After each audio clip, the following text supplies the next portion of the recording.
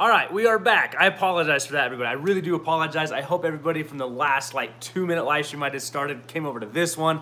Looks like I finally got everything figured out now, so we're gonna be functioning properly. Comments will come in straight. I do apologize. I know I saw a few people in the last live stream. That sucked. I hate having to end it and start up a new one to try and get everybody back over. So I really do apologize. So thank you, Aquanu, for joining back over here. I apologize for that delay. Yeah, Phil, I had to end the live stream again. I apologize. Camera wasn't working right. We had to make some adjustments there. So we're live. We're back. We are good this time. Comments are coming in correctly. I can read everything. It's questionable if I could actually read, but I can see the comments coming in correctly. All right. So first thing is kind of first tonight. I want to give a big thank you to everybody. We are at 911 subscribers. I checked right before I came live. That is outrageous. I think it was like 3 weeks ago, maybe 4 weeks ago. I just barely peaked 100 subscribers. So thank you to everyone for all the new faces that have joined the channel. I love getting those notifications where somebody new comes in. And it's allowed me to have a lot of fun with everybody. I've had a lot of good discussions throughout the comments.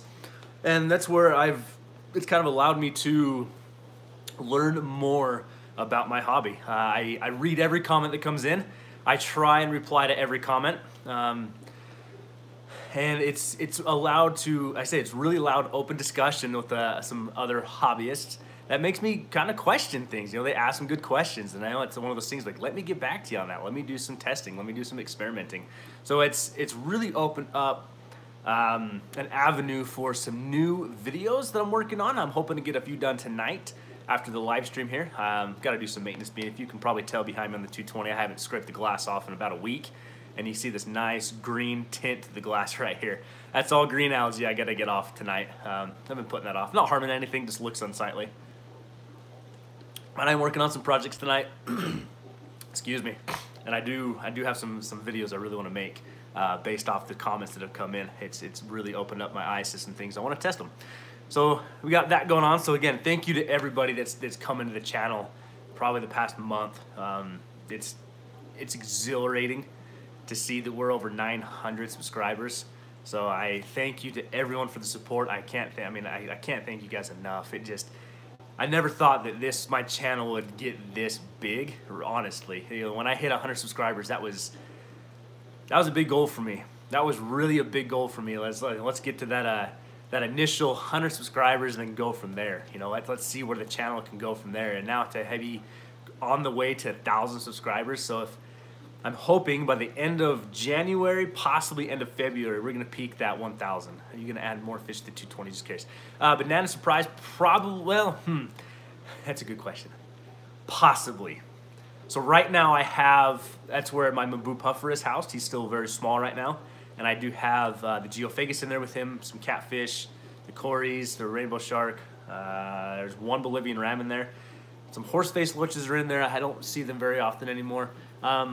It's possibly. Long term, that's the Maboo puffer's tank. So as he gets larger and grows, I have been toying with changing some of the stock in there. I have a few geos that are getting large, which I expected to. I've kind of told that story before, but they were never really supposed to be in there. I switched some tanks down here and they went over in there. So possibly. I really like the look of a puffer fish with a lot of guppies, and I know you're going to be like, well, that's how Aquarium Co-op has his, and you're right, that's where I learned it from. I used to have a horde of guppies with my Fahaka puffer and absolutely loved it. So I don't know yet. I'm really debating on that. I'm not very happy with the scape in there right now. I want more plants. I really want more plants in there, but I don't want to take up all the swimming room with hardscape. I've thought about doing some rainbow fish in there. I really have thought about doing a bunch of dwarf rainbow fish in there with him. Just kind of see how that goes to add some life to the tank. So we'll see. It's a work in progress. I probably won't be changing anything on that for the next few months as I'm really working on some new tanks down here. Tony, hello. You're a new face. You're a new name and face I haven't seen a live stream before, so welcome. Thank you for joining. Pothos plants. Yeah, I have, I tried my Heber and Heber and I have, let's see, for the catfish you want, you can have it. I don't have any space anymore. Tyler, I appreciate the offer. I do. I actually used to have some feather fins that actually came with the 220 that I no longer have, so I'm going to pass on that, but thank you, though. But I hope maybe there's somebody else from Utah in this live stream here we can connect you with. But I actually have, you never see them, but I actually have 5 squeaker, I think they're called squeaker catfish, Synodontis catfish. I have 5 catfish in there as well. They hide in the rock pile I have in there. So that's another thing. I'm just not liking the scape. Too many fish hide. So that I would really like the tank to be more active, especially since that Maboo is so active. He's so much fun to be around. So there's kind of the roundabout answer to your question if I'll be adding more fish to the 220. I don't know yet. All right, another thing that I wanted to talk about real briefly, just real briefly. Smallest tank you'll ever set up. What's the smallest size tank you'll ever set up? I used to have a couple of 10-gallon set up, Ben. The smallest that I personally would set up would be a 5-gallon tank, and I have one. I have one of the all-in-one PetSmart tanks that went on sale a while ago. I used to I had a bed in there for a while. 5-gallon tank seems to be just kind of like this the easiest maintained, small enough. You can still include like a good bed of fish in there, maybe some neons. I think you can still have fun with it. Below 5 gallons, they don't interest me. I know a lot of people like the 2.5 gallons for different things. I've seen, I think the better racks are pretty cool where they have, bettas in jars, but this is not my style. So I think 5 gallons is the smallest I would go, and can still enjoy. I think they go great on desktops, countertops. They kind of fit in that corner, and it's still a good, decent conversation starter piece, however you want to call that. What would you do? Man, it's kind of fun. I've never had this many questions coming before. What would you do with 10 10-gallon tanks? What would I do with 10 10-gallon tanks? I would build a racking system to hold all 10-gallon tanks, and I would line breed guppies. I started a project of that when I first really started. Is that Diogo? Diogo? I'm probably just butchered your name and I apologize. But hi, thank you for joining. But 10 10-gallon tanks. So I started trying to line breed guppies about a little over a year ago. I had 4 10-gallon tanks set up, and honestly, it lasted all of like a month, and I got kind of frustrated with trying to move fish around. But I think if I legitly put in time to 10 10-gallon tanks, I would buy the more super red Delta guppies is what my local fish store called them. They're really beautiful red guppy. I love them. They had a great coloration to them. I would breed those to where the females had just as much or almost just as much red color as the males. That's what I would personally do. I need more guppies in my life. I really miss having my guppies. I had a friend build a really cool tank, and I gave him all my guppies as I was kind of changing things in the fish room. But that's what I want to get back to. Hopefully, eventually, at some point, I would really like to do guppies again. Yeah. All right, so in one of my previous videos, well, actually where we named the Maboo Puffer, we talked about his name, and I gave you a little bit of insight on I got promoted at work, and I have told people that I'm in law enforcement. It's kind of been not nagging at me, but I don't want any assumptions to be made. I am not a street cop. I am a sergeant. I work for corrections. So I do work for the Utah Department of Corrections. I just wanted to put that out there, make sure everybody knows that.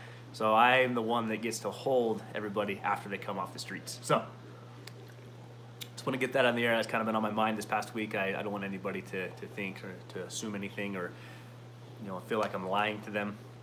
So that's what I do. I'm a sergeant there now. I really enjoy it. So still law enforcement, but just wanted to kind of clear the air on that one. But now let's officially get into the live stream, what I want to really talk about tonight with this live stream. And please, if you have any more questions, keep them rolling in. I love reading the comments as they come through. I can answer, I try and pick them out as we go and kind of build them into the conversation we're having. So if anybody has any questions for me, my tanks, I can't say Nook. I have a subscriber that keeps harassing me if I say Nook. My fish alcove. It'd be a big roadhouse line. Nope. Let's see, how do I put this? I've had certain people tease me people have said that. Never mind. I can't get too crazy with my stories. Anyways, so tonight I want to talk about preparing an aquarium to sustain life, just as the title says. But I want to focus in the hobby, we often hear about, people will talk about cycling an aquarium. Now that's a big lingo term. I think has kind of come into the hobby. It works. It makes sense once you learn about it. But I think it's so confusing to new hobbyists specifically when you ask them. And again, if you've watched any of my other live streams, my videos, you know that I really like to rant about Facebook forums. I have a very love-hate relationship with them because I think that they either get the answers they're looking for, or they get so degraded that they don't want to do the hobby anymore, and it's just not fair to them. One of the biggest questions I see is, how do I prepare a new tank to house fish? Or how do I cycle an aquarium? And then, or they say, do you like blue gourami or gold gourami? I would go with a powder blue gourami. I'm a sucker for blue. I absolutely love blue. It's one of my favorite colors. Or you see in the comments, they say, I lost some fish today. And then the comments are, well, did you cycle your aquarium? How did you cycle your aquarium? What filtration are you using? What are you feeding? What's your pH? What's your temperature? And as a new hobbyist, they're probably sitting there going, I have no idea what you're talking about. You just asked me all these questions, and I have no idea what that is. So I'm going to try and tell you what I know, and then somebody else is going to jump on the comment thread and go, oh, you're terrible at keeping fish. You shouldn't do this. And then we just lost another hobbyist. So I hope tonight I want to focus in on that cycling an aquarium, starting a new aquarium up to help people understand that it's not as complicated as we have made it out to be.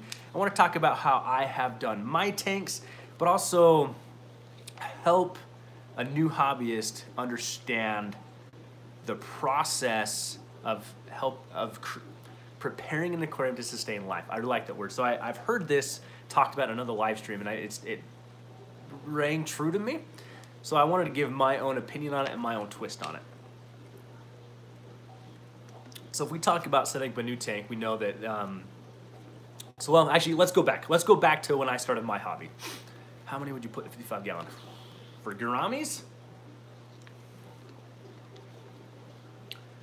I would make them a centerpiece fish in a 55 gallon. I would put 2 to 5. I would try and get females, so they're not going to tear each other up. And then I would put a bunch of tetras with them, or a smaller barb. That's what I would do. Yeah, that's what I would do. I've actually set up a new 55 gallon down here. I'm really excited to talk about that in the future. So when I first started my hobby, my wife bought me a tank for Christmas, and I put water in it. Added the included water conditioner with it, and the next day went out and bought fish. I had no idea that those fish were gonna die. I had no idea that there was something called the ammonia cycle, or that was even a thing. All I thought was fish need water, and I knew that chlorine could kill fish, so there was a water conditioner. That's all I knew, and all I wanted was to get fish in that tank, so I was so excited for it. That's like any new hobbyist. They don't always know. They're gonna go buy a tank, put fish in it, and then wonder why the fish died. But unfortunately, I think there's some corporations that love that, because now what's going to happen is they're going to go back and buy more fish until eventually fish survive. And that's exactly what I did. I think in the original 20 gallon I had, what did I start with? I've told this story before, but the rainbow shark in the tank behind me, he's actually the sole survivor from that disaster, but it's where I learned. It's what I started with. I think the first day I put the rainbow shark in, I put 2 rainbow sharks in, 2 angelfish, 2 catfish, tiger barbs, and then I put a bunch of stuff into it. And I had no idea what was going to happen.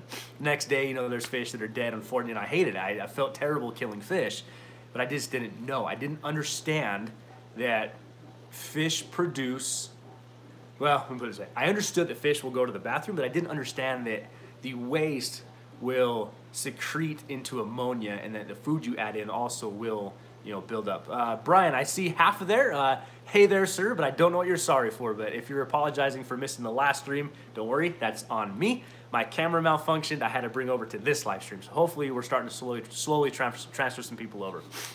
But with that new tank, I had no idea that was going to happen. I had no idea that I needed to prepare that aquarium or that tank in order to sustain life. All I thought was water sustains fish. Fish in water will live. It's really what my mindset was. But as I found a new interest in this hobby. Josh Langley, hello, welcome to the stream.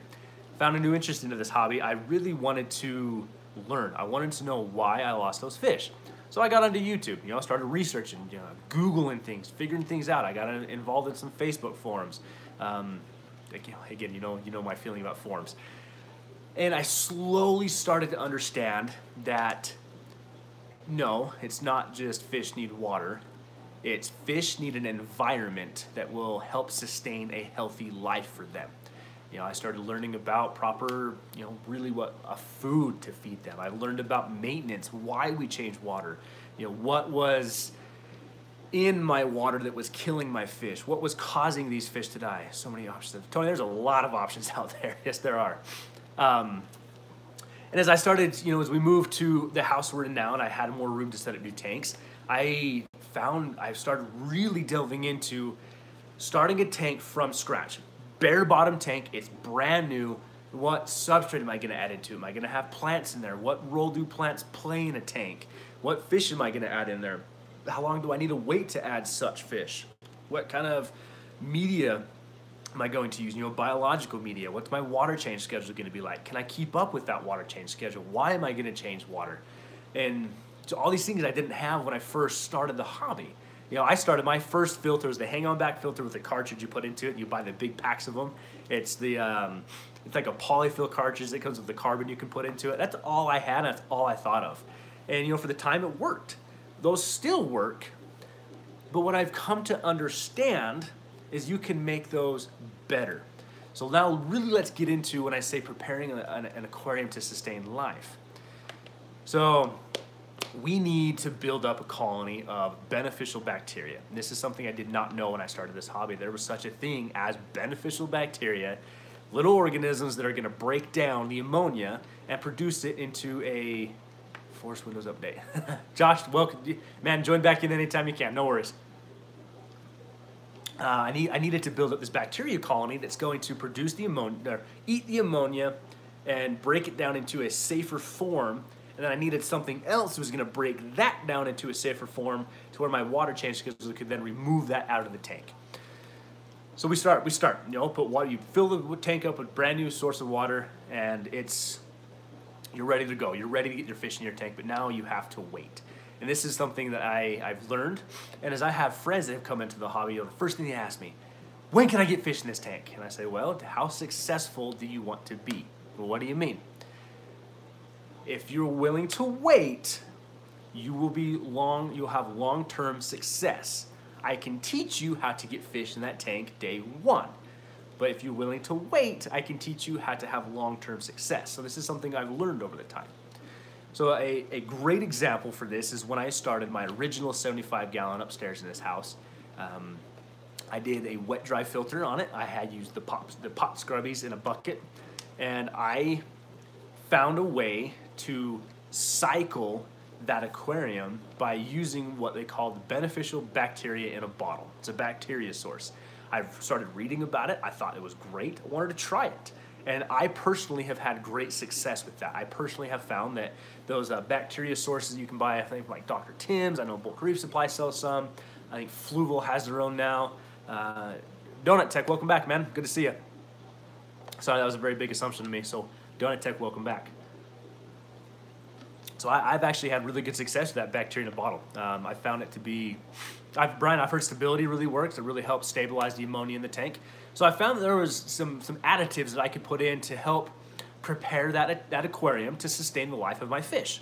And I had good success with that. I really learned about them. I found that's actually how I started my saltwater tank. I used some bacteria in a bottle from Dr. Tim's. And so far I'm having great success with that. Raccoon Creek Aquatics. Hey yo, welcome to the live stream. Thank you for joining. So I personally can say that bacteria in a bottle works, but then I found you have to give that bacteria an ammonia source to survive. It's one of those things of, think of it again as a living organism. You put a living organism into your tank that's gonna populate that tank, but you don't give it food, it's not gonna end well. Yeah, I haven't tried it from till about last year, and I like it, but I like it in addition to other things that we're going to talk about here in the stream. So with that 75 gallon, I got it set up. I put the bacteria in. I got a 29 gallon. I got a new 55 gallon. I need help. How long can I switch my fishes? All right, David, if I understand your question correctly, you're going to be transferring your fish from a 29 gallon over to the 55 gallon. So let's move into kind of this part of what I wanted to go with this, and that's preparing that new aquarium to sustain the life of your fish. So what you can do, and this is something I've learned, is you can actually transfer your filters or primarily the biological media you have in one tank to another tank, and that is going to provide the bacteria you need to sustain that new tank. Now, for a while, people keep asking, well, it's the water. You got to prepare your water for the fish. Yeah, to a point. You've got to prepare your water to have no ammonia or chlorine in it, but what we're doing is it's not necessarily the water. We need a bacteria source. We need that biological media to have a good bacteria colony that's going to filter the water.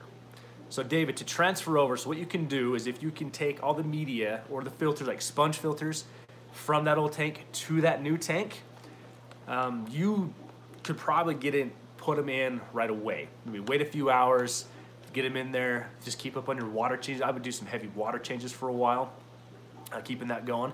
If you're starting a brand new tank with a brand new filter, what I would do, this is my opinion, if I could take some of the media off my old tank and put it into the filter on the new tank, so you have old filter, new filter, transfer some of the used media to the new tank and add new media to both filters. So now what's going to happen is you're going to start the 55 gallon with a bacteria colony, but it's also going to help populate that new media.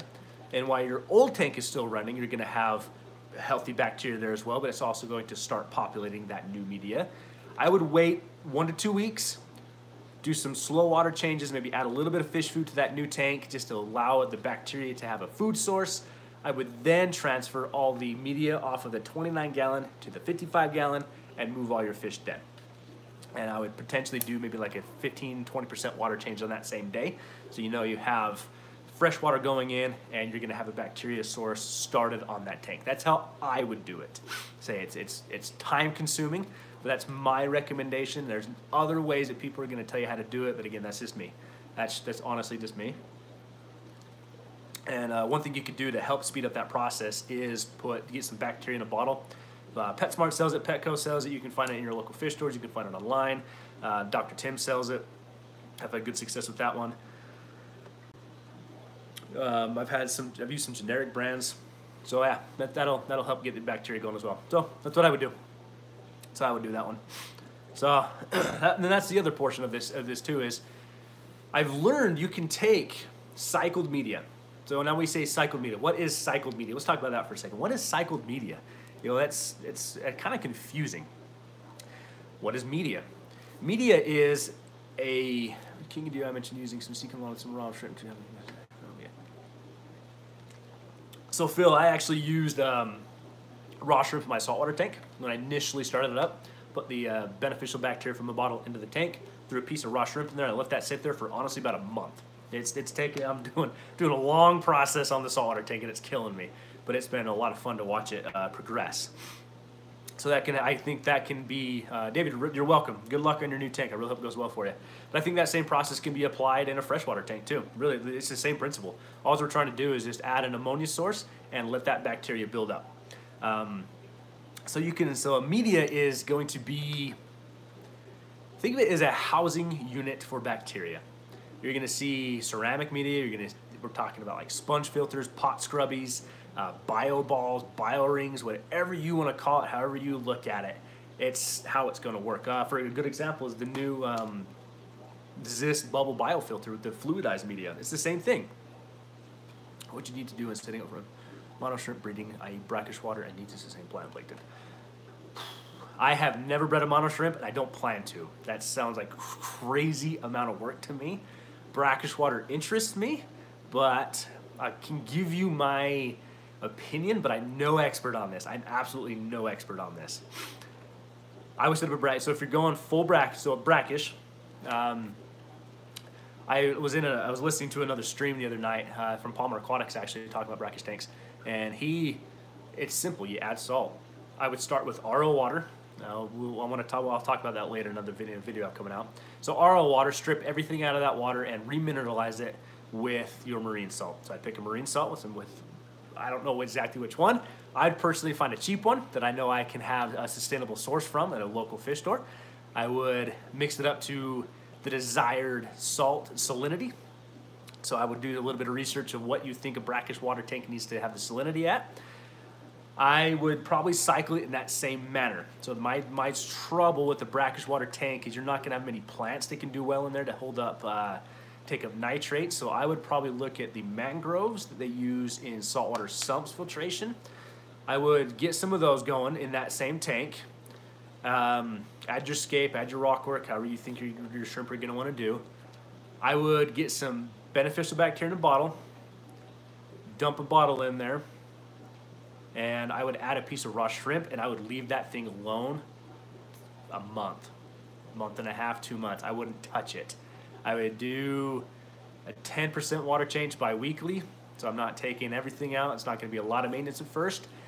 And then I would try and find something potentially like a molly. I know mollies can be added into saltwater tanks, so I'd probably add 1 or 2 mollies. Get that just to add some live ammonia source into that. Welcome back, Josh. I would let it sit again for probably a month with those mollies in there, and then I would add my shrimp.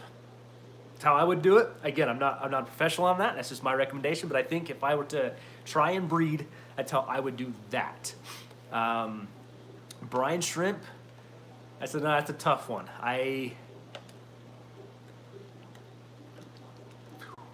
I've hatched brine shrimp.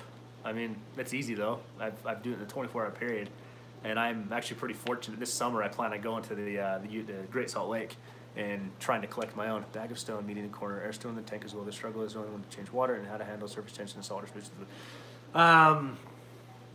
Your air stone will work, I think, as long as you have some decent surface agitation. You're gonna be all right. Yeah, as always, man, you're delving into things I haven't toyed with. That's a good question. Good luck. That's what I have to say there. Good luck. I've given you my opinion on what I think I would set up for. Trial and error. I think that's going to be the hardest part about that. Try to do some trial and error. I would try and get into some reef tank forums and potentially ask around there.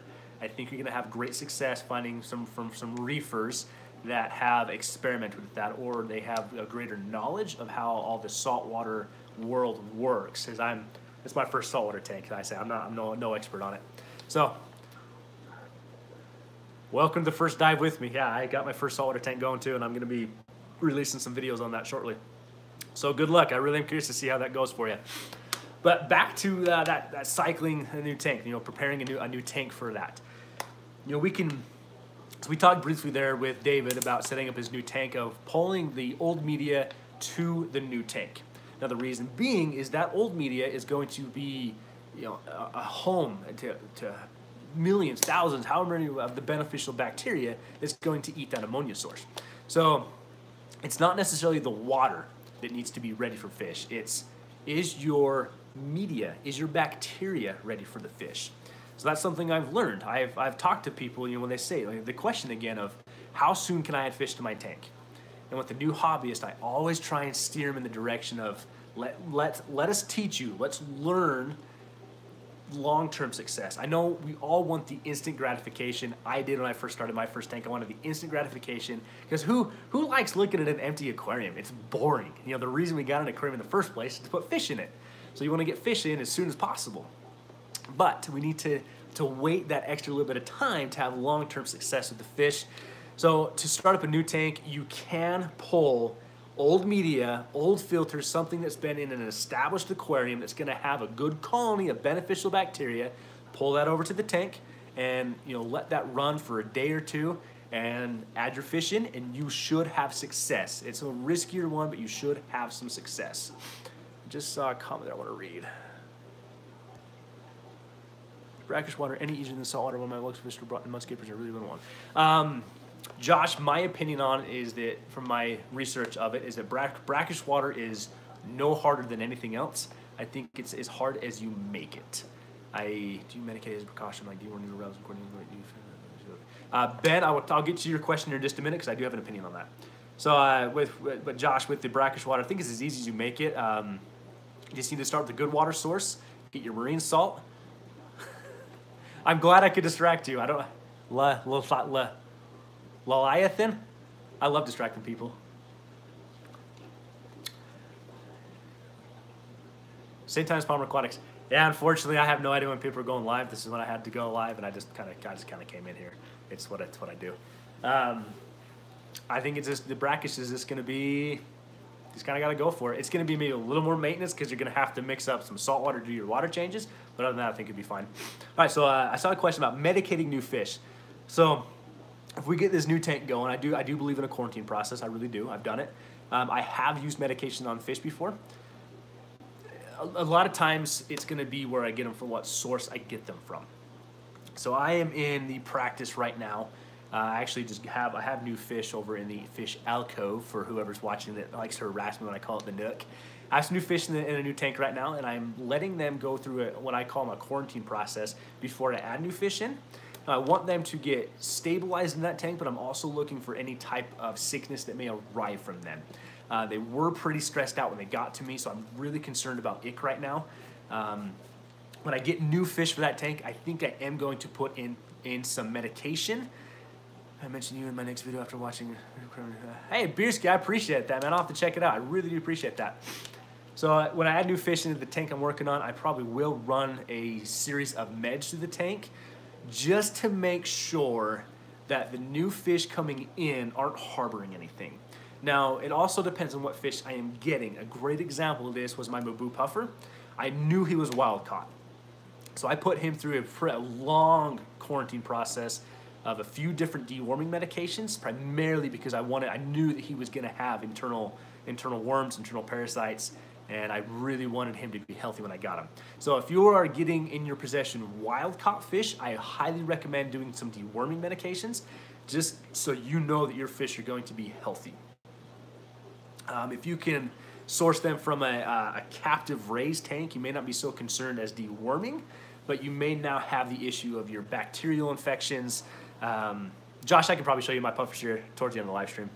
We can go around. So if I would really focusing on your bacterial diseases and potentially ick. How long do I quarantine for? As long as I can. That's a terrible answer. I like to do a 2-week minimum.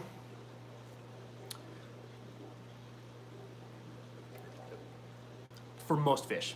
So if it's gonna be like a community setting, 2-week minimum.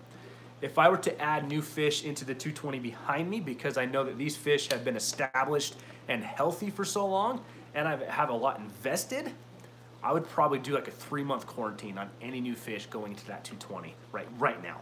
Just because I want to know that they're clean, healthy, no internal parasites, nothing that they can potentially transfer to these fish. Now, I don't think you're ever going to 100% eradicate everything. There's always going to be the 0.001% or whatever that you're potentially going to transfer something in.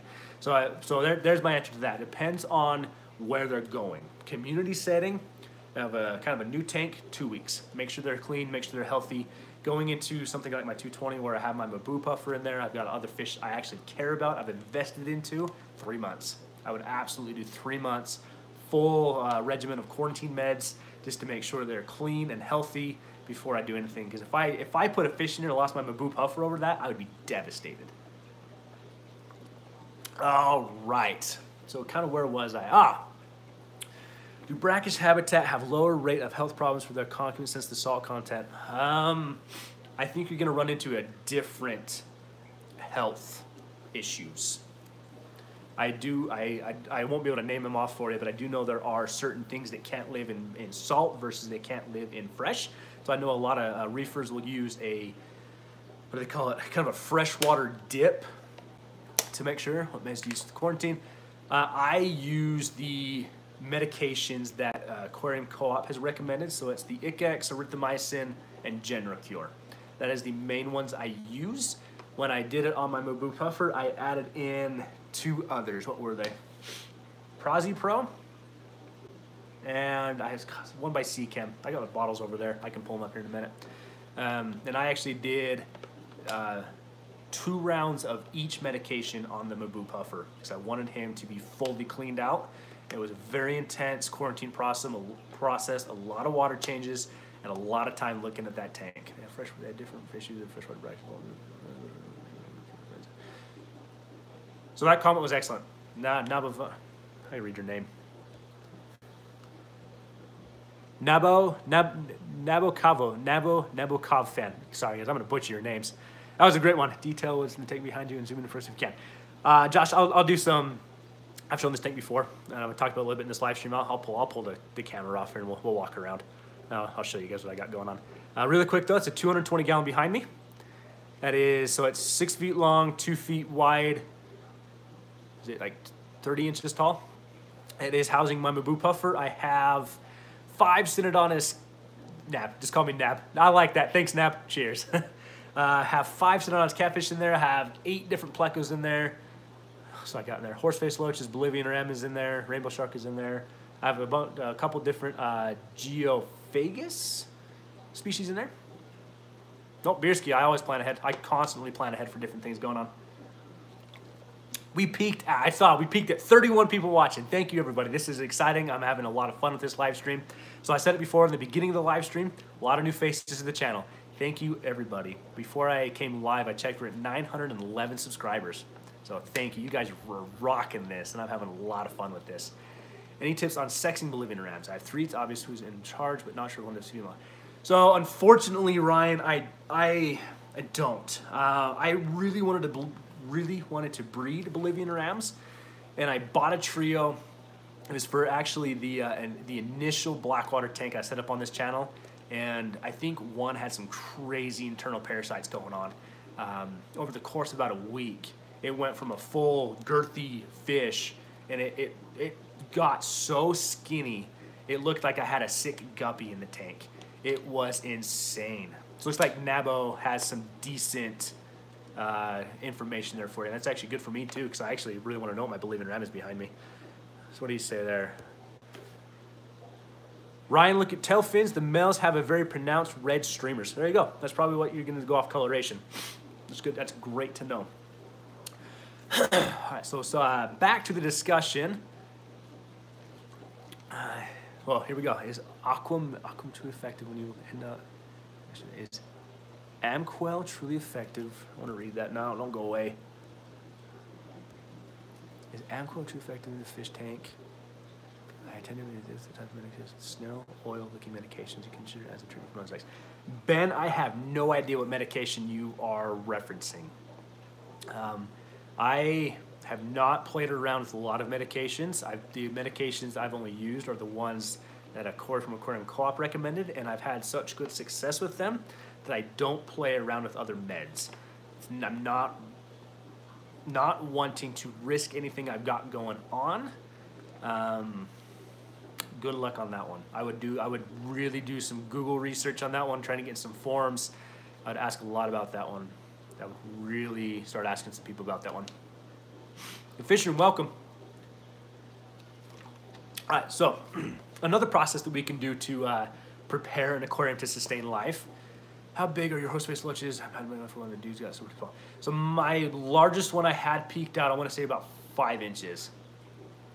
That's the largest one I've had. I haven't seen him in the tank for a while, so he's really good at hiding right now. But he appeared one day, and he was a big boy. It was awesome. So another process to cycle an aquarium that I really like, and this one's kind of piqued my interest more, and it's what I'm really working on using on the new 55 gallon I set up, is plants.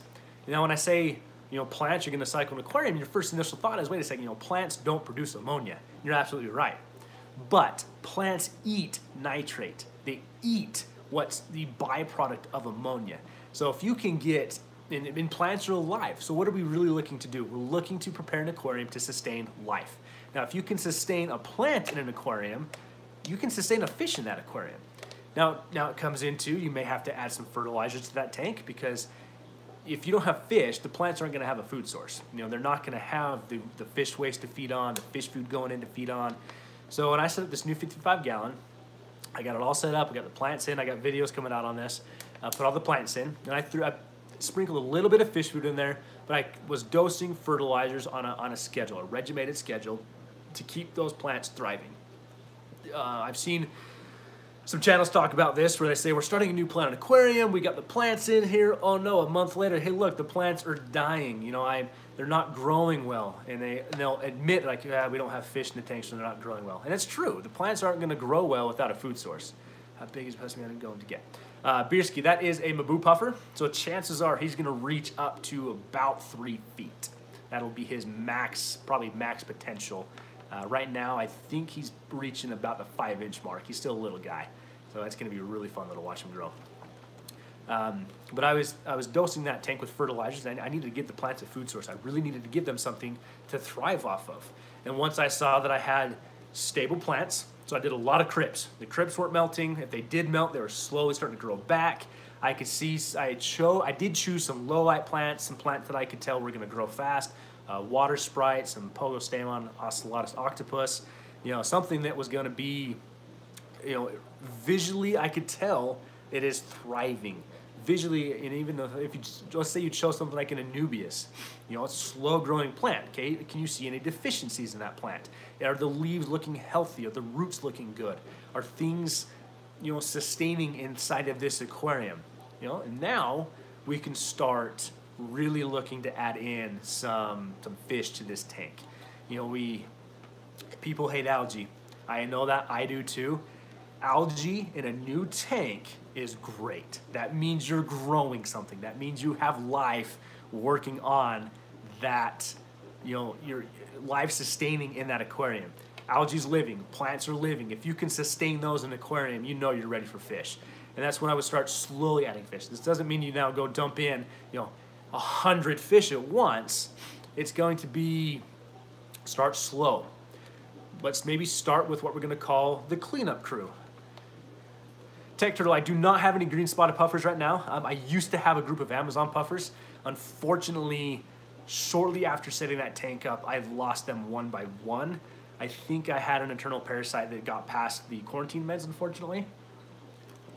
That's the way I say it. It's not an exact science, and unfortunately, they went down one by one. It was really frustrating. So I don't have them anymore. So yeah, get the plants growing. You know, start your any puffers to avoid. Bierski, that's personal. That's a personal one. What have I kind of looked at? I know there's one out there called the Dragon Puffer. Really cool. Looks amazing. They can be very finicky eaters. I did my research on the puffer fish that I knew that I could properly feed. So a good one for people that want a large fish, but it's not going to be outrageous to keep, is a Fahaka puffer. Palmer Aquatics was very, very generous and let me come over to his channel and do a video on the Fahaka. Dan, I have not. I'm sorry, I misread your question. I have not had the green spotted puffers I think you asked me about. Puffers to avoid. You know, pea puffers are a lot of fun. People, I think they're very underrated, and unfortunately, they're kept wrong a lot. One question I did have for a planted tank: how do you set it up for a planted tank cycle when it comes to dosing strong lights? So I'm reading this question. Comes to dosing strong lighting and fighting algae imminence. When is that cycle complete? I'm going to answer your question with my own question. This is something I've really been debating. Is a cycle ever complete? Is it? We know by the internet that it is complete once your bacteria can take down, I think it's like, what, 4 parts per million ammonia. You know, once that is consumed within 24 hours, you know now that your cycle is complete. But is the cycle ever really complete? Tanks are maturing constantly. Every day that tank matures. So I'm going to kind of redirect your question to what my opinion is, and I'm going to redirect this to when is it safe to add fish? When is it safe to start getting that initial fish in there? I believe it is safe to get that initial fish in there when you're cycling with plants, highlighting, dosing fertilizers, is when you can see some steady growth in that tank. Now, that can be very frustrating because you're thinking, well, I've got dwarf hairgrass and it's going to take a month to see, you know, a 1/4 inch of growth. All right, but now look, is that dwarf hair grass healthy? Can you see any kind of runners coming off of it? You put some, let's say you put an Amazon sword in there. Does the leaves have deficiencies? Did you see that it's a nice, lush green? Is there a potentially new growth to it? And then I think if you can get algae moving on it, for instance, the plants don't fight off the algae ever. They don't use water, enough of the resources in the water. I am fighting some algae in a tank right now, and I believe that is part of an imbalance process. So there's something in there that the algae is using so much of, so maybe too much fertilizer.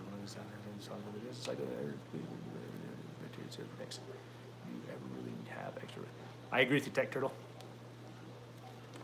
So with the algae, I think there's some kind of imbalance. When I first set up my 33 gallon, that's how it would only be complete when the buds are actually eating their ammonium nitrates. That's true, but they're constantly going to be eating that. There's constantly going to be a source in there, and they'll constantly be eating that. So when I set up my 33 gallon planted tank, I had a lot of algae, a lot of hair algae coming into it, and I agree with you. My plants were not fighting off the algae enough. They weren't consuming it fast enough for the algae could get to it. You know, algae is fast growing. I mean, we all know that. I mean, I scrape this tank down every week, and all of a sudden it's back in. I've had hair algae. I think I've eradicated, and all of a sudden the next day I have an explosion of hair algae. So now we have to factor into this. Where does the light fall onto this? How much lighting am I putting into this tank? Okay, so I have enough light for the plants, but I also have enough light for that algae. How much fertilizer am I putting into this? Corvus Oskin, I was actually watching one of his videos, one of his live streams. He talked about this for a minute, of how much easy green fertilizer he was dosing to catch the plants up over the algae. So there's potentially, you may have the algae consuming too much of the nitrate before it can get to the plants. You know, it very well may be consuming that faster than your plants can get to it. Now, are they heavy root feeders? That's another option you can do, is look into root tabs. Make sure you have enough fertilizer going to the roots of the plants for them to properly grow. Now, as they start to get hold and grow, they will pull, fertilizer out of the water column and then again combat that algae. I also found that certain algae hate flow, so I added some wave makers into that tank, and it started to really knock back the algae. So it's going to be a balancing process, and this is where I think too, is once you see that algae really growing in there, you know you're sustaining something. Now let's get some fish in there. I don't know if they told me to. Sure, that I have plants that use a lot of nutrients. If you only have plants that grow slowly, they can catch up. Give it time. It'll balance. It's frustrating. I just about tore down my high-tech planet tank over this because of that same issue, but it'll get there. What are your favorite algae cleaners and scavengers? I love Bristlenose plecos, particularly like in the tank behind me. I really like them. In other tanks, I love Corridoras. I think they can rummage through a lot. I just make sure you supplement them. Just make sure you get them some supplemental. I think we often forget that they have other needs than what just the algae can sustain. Autosynclus will take down an entire tank of algae in a day. But again, you have to make sure you're feeding them properly. Josh, I got half of your question there. In my larger tank, oh, there he is right there actually. That's a great one if you have the room for it. That's a flagtail Procholotus. I have one over in with my Fahaka puffer as well, and he takes down most of the hair algae, and it's really nice. And he eats a lot of algae off rocks too, so if you have some hardscape in there in a larger tank, look into a flagtail Procholotus. They do a great job. Do a really great job. Let's see, what's another scavenger I've used and really like? If you don't have predatory fish, shrimp do really well. What would you try to put in a tank with the GSP first under the wrist? I need to clean up and fish one. GSP, green spotted puffer. I gotta think about this one. What would you try to put in a tank with the green spotted puffer first under the wrist? I need to clean up and fish and hate mollies. So a lot of puffers are kept in species-only tanks. I would try a Bristlenose pleco. That's what I would try. Or like a rubber lip pleco. Something that's not going to get huge. I would make sure to have some kind of cave in there for that pleco to hide into, because probably what's going to happen is once the lights go out and that puffer kind of goes off into a corner to rest, your pleco is going to get pretty active, and you may have good success with that. The second one I would try would be some pygmy cories. I think they're small and, well, maybe not pygmy, maybe something like the bronze cory or an emerald cory. Something that's gonna get a little bigger, so the puffer will have a hard time picking on it, but yeah, there's gonna be some risks to it. So I would either try bristlenose pleco, rubber lip pleco, or something along the lines of like an emerald cory. We'll see what those do. And all three of those fish will eat any kind of shrimp you put in there, any kind of clams you put in there, bloodworms, brine shrimp. All mine have eaten that without any issue. That's what I would try. So, yeah, that's kind of my thought process on cycling a tank, is that plants are very beneficial. Algae is great initially. It sucks. It's unsightly.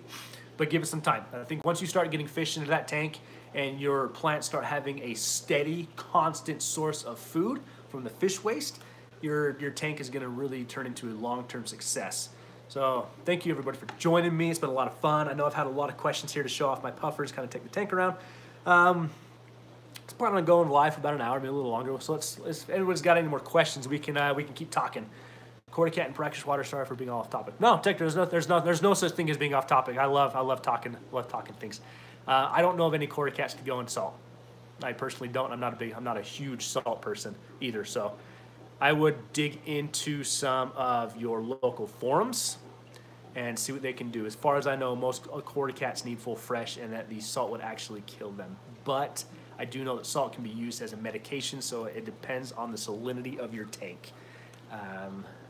If I ever set up a brackish tank, maybe I'll do some experimenting. What is this? See, Nabo asked, what is your media of choice, ceramic media or sponge filter or plastic Ziz type media? Depends on the application. The tank behind me, I love pot scrubbies. The tank behind me, I'm using a lot of pot scrubbies for the wet-dry filter. I think they provide excellent surface area for that beneficial bacteria to grow. I also have about 15 bags of ceramic media in the sump, so ceramic media is an excellent media. One you'll know is going to be great for life. So if this was my sole tank, that's what I would pick. A lot of tanks, or a group of tanks, sponge filters and the Ziz Bio. I'm going to kind of combine those two. I don't know if one's better than the other, but I have some great videos coming out on the Ziz Bio filter again, and why I think it's really working for my tanks. I like air-driven filters because they're super easy to clean. They're really efficient to run. You know, I can run 8 tanks off one air pump right now, so it saves me a lot of money in electrical use. I think sponge filters are not underrated because they are utilized a lot in the hobby. I just don't think many people know about them yet. You know, there's those new hobbyists coming in, they don't think that it's going to work for them. So I think sponge filters in that application are great, and the Ziz Bio filters, I think you can't go wrong with those either. They're fantastic. Bierski, I do agree with you. I used to run an entire tank off lava rock. That's a very cheap, very effective media. Let's see here. Ben asked, which commercially fish food have you had greatest success with? I got some behind me. Hang on here.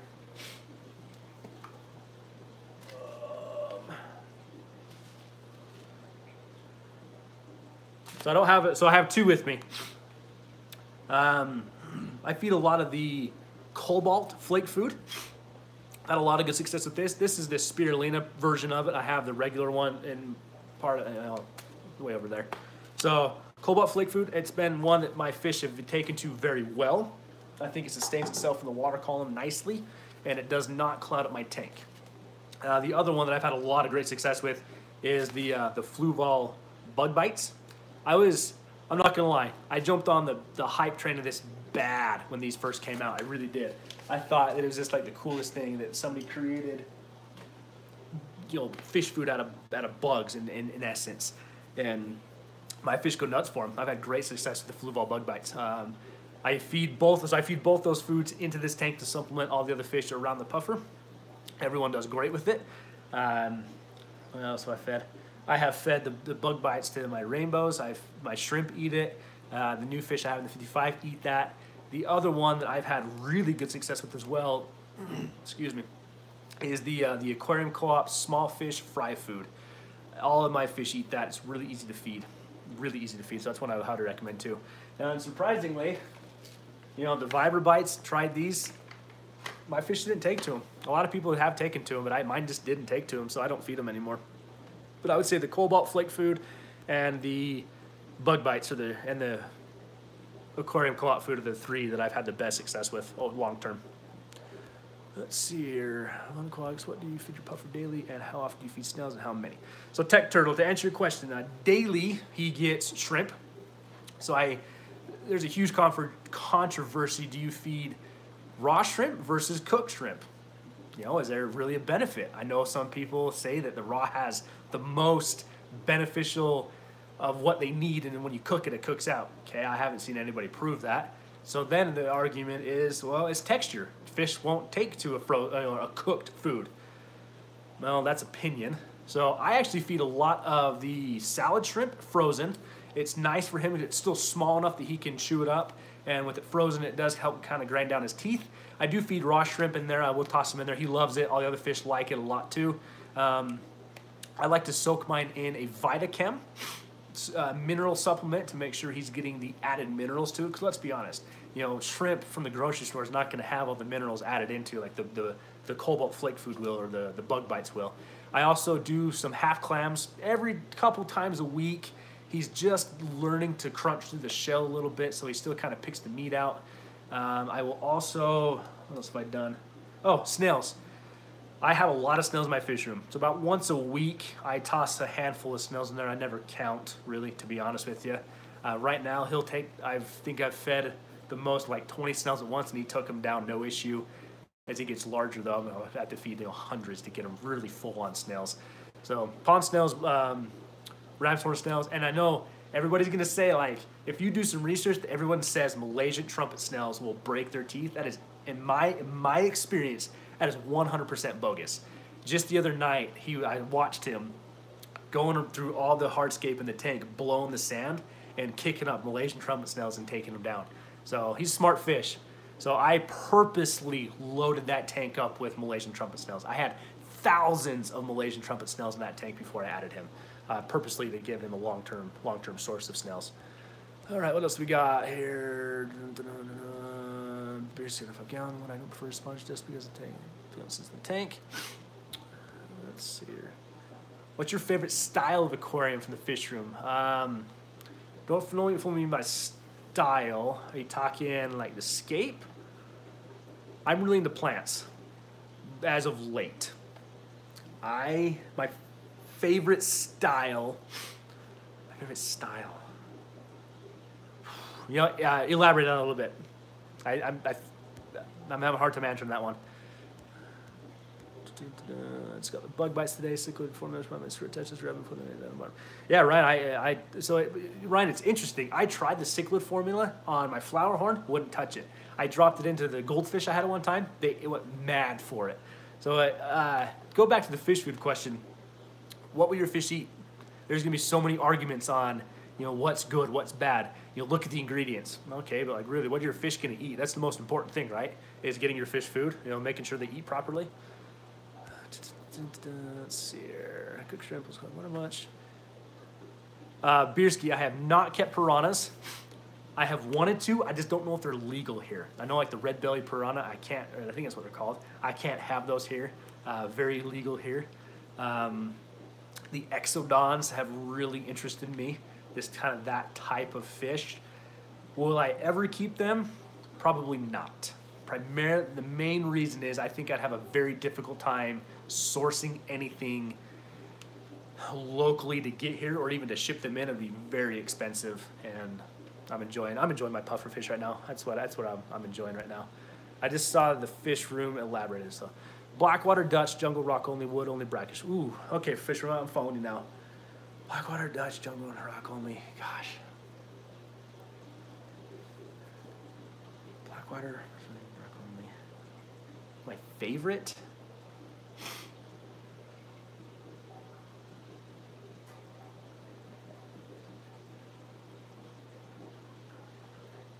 I would out of let me read those options again. Dutch, jungle, rock only, wood only.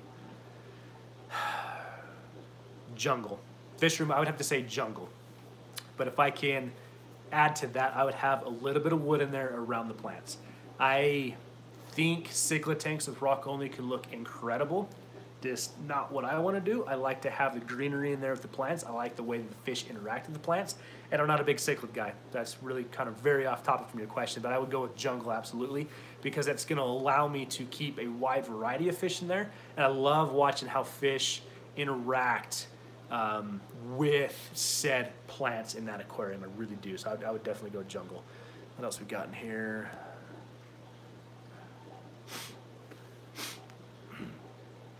Yeah, Naboo, I agree with you. Like, none of my fish touched them, but we have proof that it's happened. And I've actually talked to some other people, and they've had great success with the Viper bites. You know, it was interesting. Even I had what's in here? My geophagus in here will eat anything. I've never had them turn down food, never. And the Viper bites, was the one thing they wouldn't touch. It blew me away. So I was really surprised by that. Let's see here. Guppy Granny asked, "Do you design a tank scape for a specific species or plant and scape and select fish to fit in?" Oh, that's a good question. It's a really good question. When I'm setting up a new tank, I will have an idea of what fish I want to keep, so I will do some of my scape around that fish. But I'm also very bad at that because I'm never going to replicate exactly what they have, you know, in the wild per se. So I think part of it is I will make a scape of what I think looks good, but then I also will do some fish in there that I think are going to go flow well with the scape. To give you an example, my flower horn tank right now, I have some rock in there. I have like a piece of wood with a Nubius on there, but nothing much because he doesn't hide a lot. He likes the open room. Where I did my high-tech planet tank, I purposely put a lot of plants in there because I specifically wanted to keep cherry shrimp and dwarf rainbows in the same tank. And I wanted a lot of hiding places for the shrimp, but I also wanted some good coverage for the rainbows where they would really fire up that color. These questions are rolling in now. Josh, I will show you the 33. We can take a quick look around. I'm not going to show you everything, though. I'm working on something. It's kind of a secret. Not really a secret, but I'm working on something. Let's see here. The size of tank behind me is a 220 gallon. So it's 6 feet long, 2 feet wide, 30 inches tall. Yeah, that's what that is. Any tips for testing water current flow? Anything you can be used to visually show dead spots? Testing water current flow. Testing water. Fish food. Flake food works really well to test that. If you're willing to do the work to then take it out, because you may have to use a lot of it. I've noticed that when I drop, if you submerge your hand with like a fistful of flake food under the water into the current and let it go, you'll see really where your current pushes it around. And dead spots, I don't think we're ever going to get rid of every dead spot. I don't. I think that's impossible. I think you're going to have more wave makers and power heads and pumps in your tank that you'd even want to consider to try and get rid of a dead spot. I'm going to talk a little bit about that in my saltwater tank, and I'm already considering changing some things up in there just because I have so many pumps in there. So like for a great example right in this one is the 220 behind me. So over here I have the two returns. One is run by a CJ pump, one is run by the FX6, and that is pushing water from that side of it.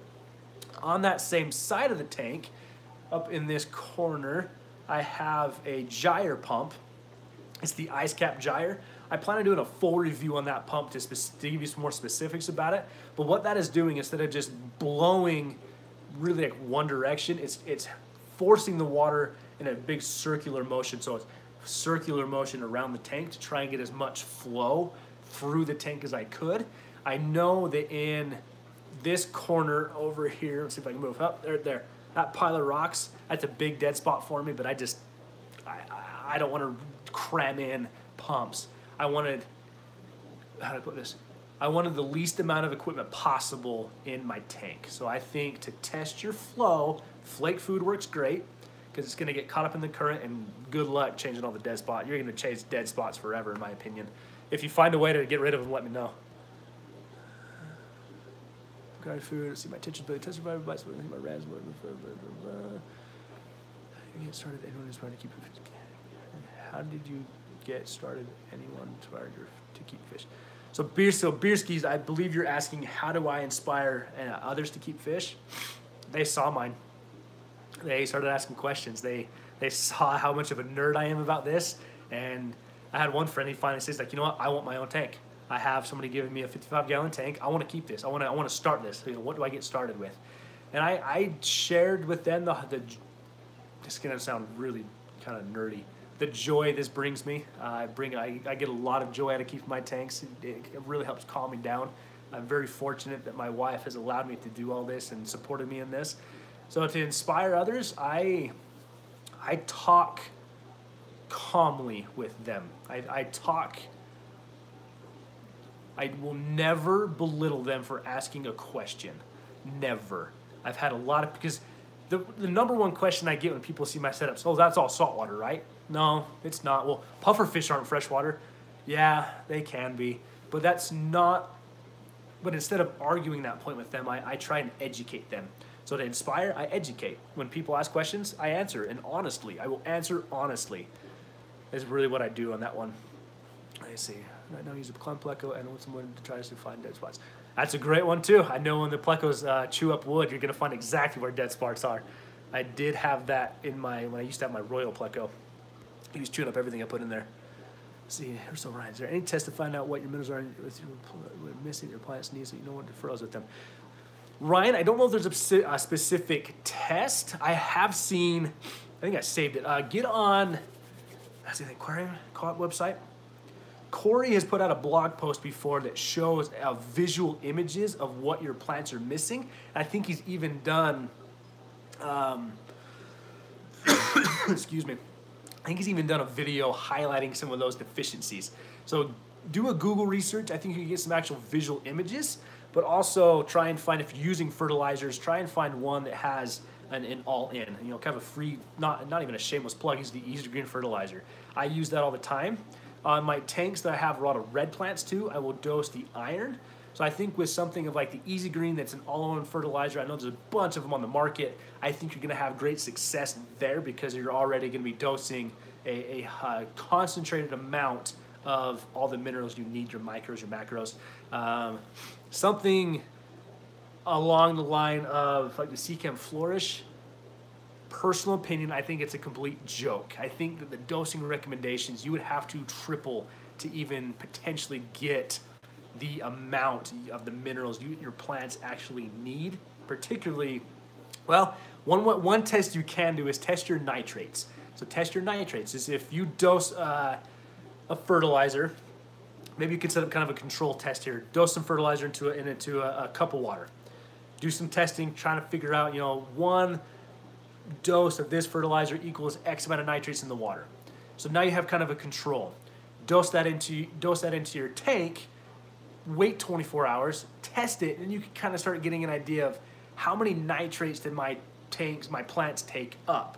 You know, if in 24 hours it's gone, you may need to redose, and you can kind of do some calculations if you really want to get really scientific down into, you know, how much fertilizer your plants need. But I think you're going to do better off finding some visual representations of, you know, there's holes in my plants, that means this. My plants are yellow, that means this. And then you can possibly coordinate down into your fertilizer what you need from there.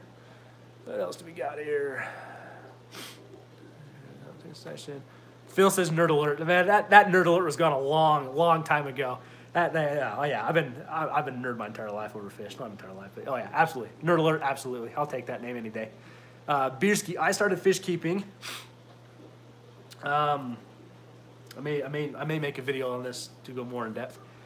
I had a life-changing circumstance arise, and a few years later, my wife bought me a fish tank for Christmas. I used to be really into snakes, and she said absolutely no snakes. So she bought me a fish tank, thought I'd enjoy it. Little did she know that I would just turn this into the biggest hobby I've ever had in my life. So that's how I started. My wife actually started this on me, but of course I take full responsibility for everything I've done since. You know, I'm the one that has exploded this and caused her some stress over this. But thank you to my beautiful, beautiful wife for getting my first fish tank. That's really where I got started. Let's see. Yojo, thank you. This is just me. Like I really hope if I ever met somebody off of YouTube, they would honestly be able to say like, you're the same as you are on camera. That's what I seek to do. I don't want to be somebody else on camera versus of who I am now, you know? That sounds no fun. Let's see here. I was thinking about my easy. See about easy green, but I have 40 nitrates and it's liquid rock, so I'm trying to bring it down. Okay, so it sounds like your water is really hard. I have a video coming out where I'm actually going to be testing some water here. I'm really excited to do this one. Really, I just say, Phil's calling me a nerd. Wait till you see this video coming out. I got planned for. I'm going to hopefully film it tonight. This is going to be a major nerd alert. But hard water. I have really hard water. I did the KH test. They test your hardness. Mine was off the charts. Okay, so 40 parts per minute out of the tap. I would really plant that tank up. Really plant that tank up. Look into potentially. So let's say like you don't want just the whole wall-to-wall plants. Look into something like the pothos. Hang the roots in your tank. That's going to suck up nitrates really fast. That may help you in your balancing process as you're getting plants into this tank, getting the plants growing. Find an alternative to remove some of those nitrates. Try to get pothos, lucky bamboo. I don't think lucky bamboo can be fully submerged and grow well, but if you put just the roots into it, I think you're going to get some decent nitrate reduction going on that one. Hopefully help you out. Let's see here. Have you seen the dosing calendar and sequence website? It's literally insane for that thing. So Naboo, I haven't really, or Nab, that's what you said to call you. I haven't looked into that. But if something requires me to have a degree in chemistry to figure out how to dose it, I'm not going to do it. It drives me crazy when I have to really figure out, 1 tablespoon of this will do this. No, I like the pump factor. I like easy. I'm lazy, I guess. That's probably what I'm going to say is I'm lazy. Sorry, guys, I'm looking at all the comments here. Let's see, is that the only puffer you have now? No, Tech Turtle. I have, let's see, I have 1, 2, 3. Am I missing one? I currently have 3 puffers. I used to have a couple different species, or I used to have 5 species. I had the Amazon puffers and the pea puffers. I no longer have those. So I have the Maboo puffer, I have my Fahaka puffer, and I have an orange abai puffer. He's a couch potato, but I love him. And that orange abai puffer was actually my very first puffer fish I've ever had. So I have 3 puffer fish right now. A lot in common with the fish fam. I love the fish fam, Bierski. Love the fish fam. Same problem, I have lucky bamboo. So Liliathan says, he comments here, they having the lucky bamboo in the HOB. I've seen that. I've seen that work really well, actually. I know a lot of people will hang the pothos. And actually, one thing I want to do with pothos too is I want to get some growing and then wrap it around my fish alcove. I can't say nook anymore. I have somebody harassing me if I say nook. So my man cave, my fish alcove, I want to wrap some pothos around. I think it'd be really cool. I've seen fish rooms, they get it growing long enough, they can string it up on the ceiling and stuff. I think that'd be awesome to do. Let's see here. I have 2 Java Fern, 2 giant valves, Bacopa, and Java Moss, no CO2, so I had Excel. Ryan, whatever works for you. Really, like I am, just because I don't like something, that doesn't mean it doesn't work for somebody. I've actually had this good debate, good discussion where somebody said, Easy Green doesn't work for me, but CCAM does. Great. Use what works for you. Yeah, but it sounds like you got some fun plants going in there. I really want to get some Bacopa in some of my plants. I really want to get some. Probably talking way too fast right now. Tech Turtle, how hard is an RO system to install? Super, super simple. Here's my recommendation. Go on to bulkreefsupply.com and buy one of their kits. They have a 75-gallon per day, which I actually have and use for $150, I think it is. Easiest thing you'll ever do. My recommendation is do not try and build one yourself. That's where it gets confusing. These kits come, it is color-coded to the point of red line installs, black line wastewater, blue line RO water. Super, super easy. And they include with that kit faucet adapters. So if you need to, you can hook it up, run your water, take it off, store it under the sink. Easiest RO unit I've ever used. That was actually one of my biggest concerns when I started my saltwater tank was producing that RO water. Super simple. Now that I've done it once, it is so easy to do. So yeah, I would highly recommend that type of it, and you'll have no issues with it. Let's see here. I want to add some moss and red root floaters. So Leviathan, I've heard red root floaters do really well. I've always wanted to do a plant with floating plants where the roots grow down into it. I've never had success. Like, I have managed to kill duckweed. You explain to me how I managed to kill duckweed, and you'll be my best friend. Not that you're already my, like, I can't keep floating plants alive. It's incredible.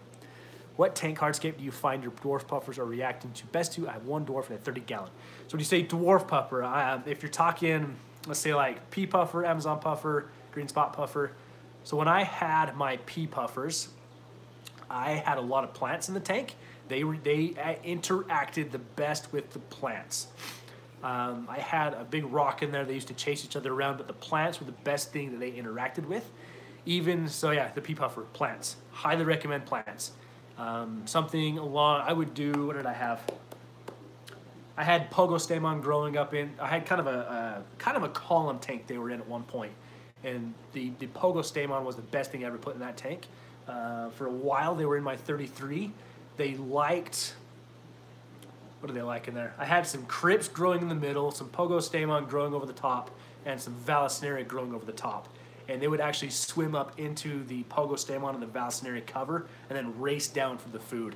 So I think this having a hanging plant was really well. So something like a floating plant, the red root floaters, duckweed if you really want it, frog bit, stuff like that, I think they'll interact the best with. Not necessarily hardscapes. I don't think that answered your question great with that. And my local fish store, when I first bought them, they interacted with driftwood really well, though. That's what I personally saw happening was driftwood outside of plants. Saying it doesn't work for anyone. I'm trying to prove it. If I do a buy another tank, Ryan, that's not a problem at all. Ryan, that's not a problem. Buy another tank. You need more fish tanks in your life. You know what's the meme? If somebody says you don't need more fish tanks in your life, get rid of that negativity. My wife's probably hating me right now as I'm talking buy more tanks, but man, buy more tanks. What's wrong with more tanks? Can you say that name one more time? I think I'm missing something. Tech Turtle. Oh, I'm RO unit. Bulk Reef Supply. That's what you're going to ask for. So go on to bulkreefsupply.com. Under the tab, I think it's going to say like RO units, and then they're going to have an RO kit. That's what I would highly recommend looking at and using. I'm actually creating RO water as this live stream is going on. Multiple takes since all those pea puffer. Did you have low flow in your pea puffer tank? I've had pea puffers in with sponge filters, but I also had them in the 33-gallon tank when I had just a small wave maker. I think it's like a 158-gallon per hour wave maker, and they loved it. They had zero issue with that. So I've kept them in both really low flow and immediate, let's say, flow. No issues with them. They'll do great either way. 300 fish tanks. See Prime Time Aquatics video on Lucas Breakfast. Phil, I haven't watched that one yet, but Prime Time is one of my favorite YouTube channels to watch. I'm probably gonna put that on, project that down here as I'm working tonight because I really do want to watch that. I have a large dragon still about a foot tall and some long cases running. People are seeing some enjoy the shelter. Yeah, I imagine they'll run through that that rock system you set up for them pretty good. They like to get away from each other. Well, we're down to 18 people. I think I've bored everybody enough, and I know some people asked to get taken around to see some of the fish tanks. I'm going to try and take everybody here off the tripod without completely causing this to go crazy. That's one thing I really want to get is a new tripod. So hopefully here, though, the quality of sound doesn't cut out on everybody. Let's see if I don't burn. All right, let's try this. All right. Oh, man, I haven't stood up in over an hour. So everybody wanted to kind of see. Okay, I'll show you the 220 we'll take around to the fish nook. I'm sorry. I literally have not cleaned the glass on this 220 in a week and a half, so algae is everywhere. But let's take a look. So here's the 220 gallon. Here is the Moo puffer. He's very interactive. One of the most interactive fish I possibly have down here. So this is that ice cap gyre I was talking about.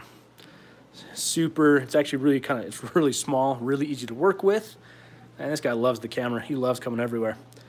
So, yep, there's all my green algae I got to get off the tank tonight. Man, I got a lot of work I got to do tonight down here. So this rock pile is the one thing I would do. I really want to change up right now. I'm not happy with that back here. I'm really not happy with that back here. These aren't doing well. I think I'm gonna move this to this end of the tank. And yeah, I don't know. Want more plants in here. So I'm really gonna be working on the scape with this tank. All right, so gonna go to the 33. So I have something I'm working on back here. So I'm gonna be a little cautious in showing you everything. But let me get some lights on here. Everything, yeah, you can't see everything.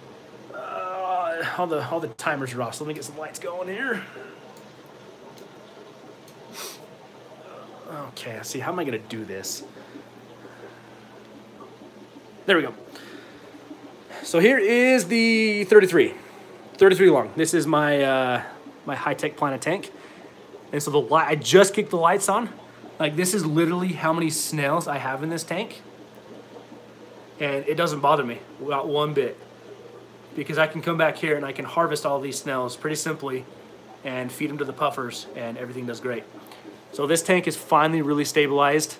The shrimp are doing great in here. The rainbows are doing great in here. I have a pair of the dwarf praecox rainbows in here.